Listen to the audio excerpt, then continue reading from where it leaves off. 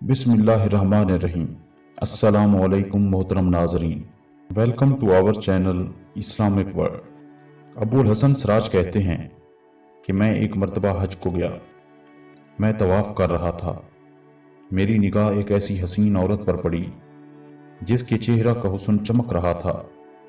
میں نے کہا واللہ ایسی حسین عورت میں نے آج تک نہیں دیکھی۔ یہ اس کے چہرہ کی ساری رونق اس وجہ سے ہے کہ اس کو کبھی کوئی رنج و غم نہیں پہنچا۔ اس نے میری بات سن لی، کہنے لگی تم نے یہ کیا کہا؟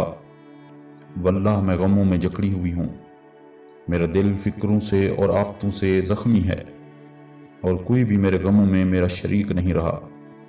میں نے پوچھا کیا ہوا؟ کہنے لگی کہ میرے خاوند نے قربانی کی ایک بکری ذبح کی، میرے 2 چھوٹے بچے کھیل رہے تھے اور ایک بچہ دودھ پیتا میری گود میں تھا۔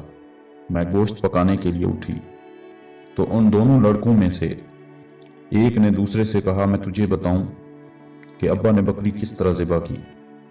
اس نے کہا بتا۔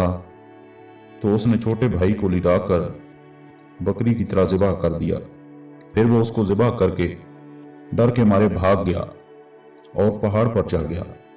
وہاں ایک بھیڑیے نے اس کو کھا لیا۔ باپ اس کی تلاش میں نکلا اور ڈھونڈتے ڈھونڈتے پیاس کی شدت سے مر گیا۔ میں دودھ پیتے بچے کو بٹھا کر دروازے تک گئی کہ شاید خاوند کا کچھ پتہ کسی سے ملے، تو وہ بچہ گھسٹتا ہوا ہانڈی کے پاس پہنچ گیا جو چولہے پر رکھی ہوئی تھی، جوش سے پک رہی تھی۔ اس کو اس چھوٹے بچے نے ہلایا، وہ پکتی پکتی ہانڈی اس پر گر گئی، جس سے اس بچے کا سارے بدن کا گوشت جل کر ہڈیوں سے الگ ہو گیا۔ میری ایک بڑی لڑکی تھی، وہ اپنے خاوند کے گھر تھی۔ اس کو جب اس سارے قصے کی خبر پہنچی تو وہ خبر سن کر زمین پر گر گئی۔ اسی میں اس کی بھی موت مقدر تھی، وہ بھی مر گئی۔ مقدر نے ان سب کے درمیان مجھے اکیلی کو چھوڑا۔ میں نے کہا ان مصیبتوں پر تجھے کس طرح صبر آیا؟ وہ کہنے لگی کہ جو شخص صبر اور بے صبری میں الگ الگ غور کرے گا وہ ان دونوں کے درمیان بہت دور کا فاصلہ پائے گا۔ صبر کا انجام محمود ہے اور بے صبری پر کوئی اجر نہیں ملتا۔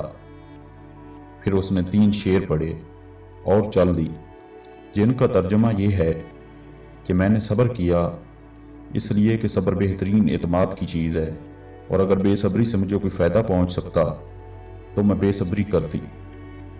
میں نے ایسی مصیبتوں پر صبر کیا کہ اگر وہ مصیبتیں سخت پہاڑوں پر پڑتیں تو وہ پہاڑ بھی ٹکڑے ٹکڑے ہو جاتے۔ میں نے اپنے آنسوں پر قدرت پائی، بس ان کو نکلنے سے روک دیا۔ اب وہ آنسو اندر ہی اندر میرے دل پر گر رہے ہیں۔